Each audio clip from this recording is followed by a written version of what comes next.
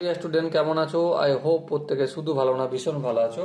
স্ক্রিনের ওপর একটা প্রশ্ন দেখা যাচ্ছে, তাই না? প্রশ্নটা কি বলেছে প্রথমে আমরা মন দিয়ে পড়বো, বুঝবো, তারপর অঙ্কটা করার চেষ্টা করব। কি বলেছে দেখো, এ ইকুয়াল টু, এখানে অঙ্কটা সলভ করি।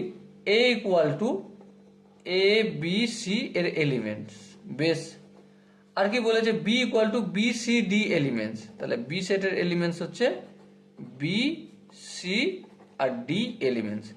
C equal to A B D E, তাহলে সি ইকুয়াল টু আমরা জানি এ বি ডি আর ই।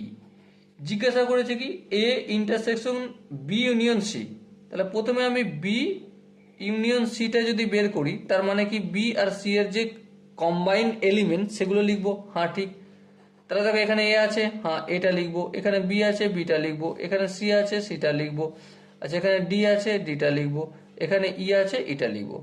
তাহলে এ বি সি ডি ই হলো। আচ্ছা এরপর দেখো কি জিজ্ঞাসা করেছে, এই বি ইউনিয়ন সি এটা তো থাকলো, কিন্তু আমাকে জিজ্ঞাসা করেছে এ ইন্টারসেক্ট বি ইউনিয়ন সি। এবার প্রশ্ন, এর এলিমেন্টস কি কি আছে? এর এলিমেন্টস আছে এ বি সি, সেগুলো ইন্টারসেক্ট করব কার সাথে?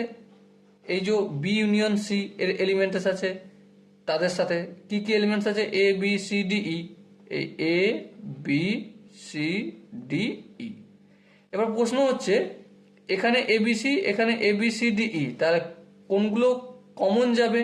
অবশ্যই এ বি সি এগুলো কমন যাবে। এবারে দেখো এখানে চারটা অপশনের মধ্যে কোনটা? এখানে চোখ বন্ধ করে দেখা যাচ্ছে, কি দেখা যাচ্ছে? Option A is the right answer. Okay, I hope এই কোশ্চেনের কনসেপ্টটা প্রত্যেকে বোঝা গেছে। যদি কোনো জায়গায় বুঝতে অসুবিধা থাকে তো ডেফিনেটলি কমেন্টে জানিও। দেখা হচ্ছে নেক্সট সেশনে, ততক্ষণ পর্যন্ত ভালো থেকো, সুস্থ থেকো এবং জয় হিন্দ।